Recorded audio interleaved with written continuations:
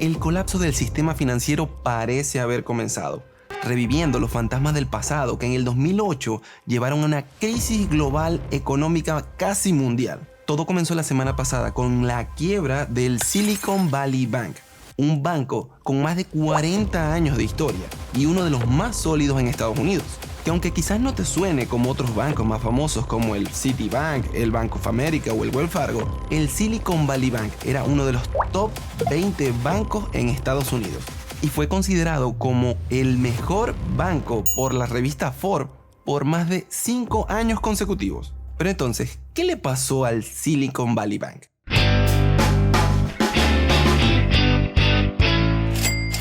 Este banco de Silicon Valley particularmente atendía clientes del sector tecnológico, en su mayoría startups tecnológicas que necesitaban dinero para crecer y desarrollar sus ideas. El principal negocio de este banco era prestarles dinero a estas empresas a un bajo precio. Se lo prestaba a estas empresas para que pudieran trabajar, funcionar, operar y crecer, y estas empresas se lo devolvían con un interés. Evidentemente todo el negocio le funcionaba cuando las tasas de interés por parte de la Fed eran bajas. Pero cuando comenzó la crisis, la inflación y la Fed comenzó a subir las tasas de interés, prestarle dinero a estas empresas ya no era tan barato como antes, por lo que estas empresas dejaron de solicitar crédito para poder operar y comenzaron a solicitar los ahorros que tenían depositados en este banco. El problema es que invertía parte del dinero de las ganancias y los depósitos de sus clientes en bonos a largo plazo, que se supone que es una de las inversiones más seguras y conservadoras, pero el problema era de que como tuvieron que hacer retiros de estos bonos y venderlos antes de tiempo, terminaron por venderlos en pérdida,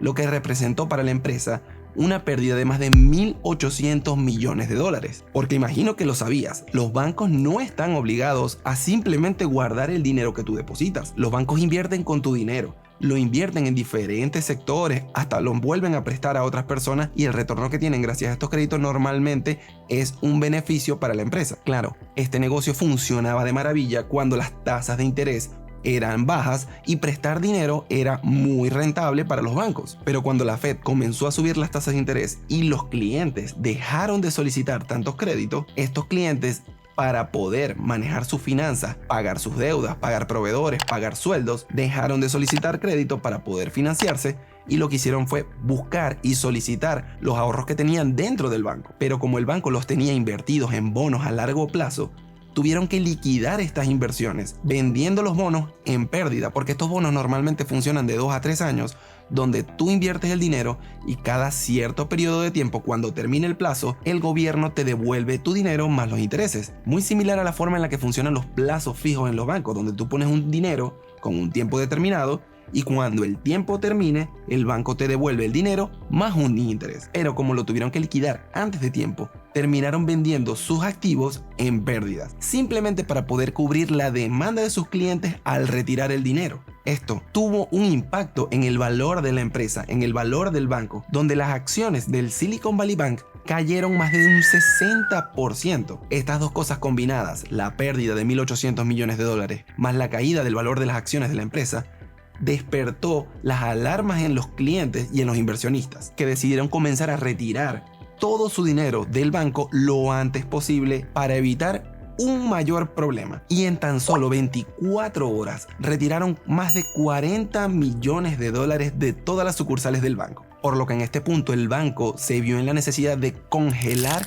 todos los movimientos y transacciones de retiro del banco, lo que aún más le sumó más leña al fuego, más miedo y más pánico a todos los clientes. Porque como es evidente, en ningún banco, por más sólido que sea, por más trayectoria que tenga, si todos sus clientes deciden comenzar a retirar todo su dinero al mismo tiempo, evidentemente ningún banco tiene la capacidad de responder con tanta rapidez a esa demanda. Claramente el miedo de estas pequeñas empresas, principalmente las empresas tecnológicas, que necesitan el dinero para poder cubrir sus operaciones, pagar sueldos, proveedores y nóminas, no querían tener que caer en la necesidad de no poder acceder a su dinero, porque si el banco decidía congelar sus fondos por 1, 2, 3 meses o irse a la quiebra, estas empresas podrían estar también en riesgo de quebrar, porque imagínate que una empresa pequeña necesita flujo de caja, necesita dinero para poder simplemente cubrir sus operaciones. Y si un mes una pequeña empresa no tiene cómo pagar los sueldos, simplemente se va a la bancarrota. Estas pequeñas empresas necesitan su dinero, necesitan sus ahorros rápido. Por lo que en este caso el gobierno de Estados Unidos, el Departamento del Tesoro y la Reserva Federal intervinieron para poder rescatar a este banco, pero no lo hicieron de la forma en que lo hicieron en el 2008. En este caso, no decidieron rescatar al banco, sino decidieron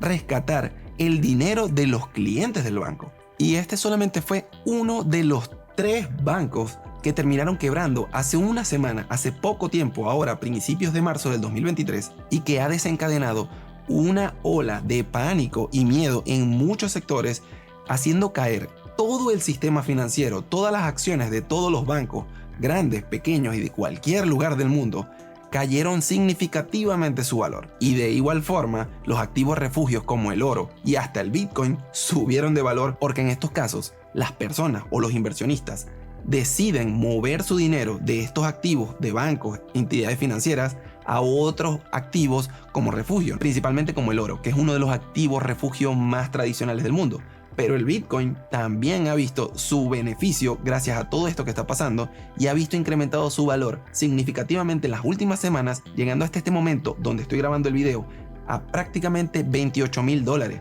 pasando desde unos $21,000, $22,000 aproximadamente hace un par de semanas a subir hasta los $28,000, simplemente porque las personas decidieron mover sus inversiones, vender las acciones de los bancos, salirse de esos activos y cambiarse a otra dirección. De hecho, como dato curioso, el Bitcoin nació en el 2008 luego de una crisis financiera con el banco Lehman Brothers que desencadenó una de las mayores crisis financieras y mundiales en todo el sistema, que duró un par de años. Gracias a esto, Bitcoin nació como una forma de dinero descentralizado. Y en este momento, después de unos 10 días aproximadamente, el Bitcoin tuvo una subida de más del 40% en su valor. En todo caso, yo aproveché lo que para mí fue una oportunidad de inversión también al ver las caídas en este sector financiero, particularmente en inversiones como en Citigroup o en Wells Fargo, donde el Citigroup tuvo una caída de más del 12% y Wells Fargo tuvo una caída del 19%. Así que yo simplemente decidí invertir un poco de dinero en estos activos que en este momento estaban en oferta. Déjame saber en los comentarios, ¿tú qué crees? Si fue una jugada que me puede haber salido bien y fue una jugada inteligente, o por otro lado quizás fue un poco de idiotez de mi parte. ¿Tú qué dices? Ahora, ¿qué puede pasar con toda esta situación? Por el momento pareciera que todo este tema está bajo control por el momento. De hecho, gran parte de las caídas que sufrieron los bancos, entidades financieras y todo el sector hace una semana, pareciera en este momento que se ha recuperado levemente, quizás gracias a la intervención del gobierno de Estados Unidos para evitar otra crisis financiera como la del 2008. Pero en este momento hay un poco de incertidumbre en todo el mercado, no solamente en el sector financiero. En todo el mercado en general hay un poco de incertidumbre y las bolsas parecen estar reflejando este miedo. Los inversionistas están actuando con cautela, así que por lo menos todavía no se sabe cuál va a ser el futuro, por lo menos cercano, de qué va a pasar con estas entidades bancarias, cuánto tiempo puede ser el colapso, porque los bancos que comenzaron quebrando ha traído una serie de repercusiones importantes en otros bancos y todo el mundo tiene puesta la mirada en el sector financiero. Solo toca esperar a ver qué es lo que pueda pasar en los próximos días y las próximas semanas con respecto a este tema, esperando de verdad que no sea algo que pase a mayores y que pueda significar otro colapso del sistema financiero como lo pasó en el 2008.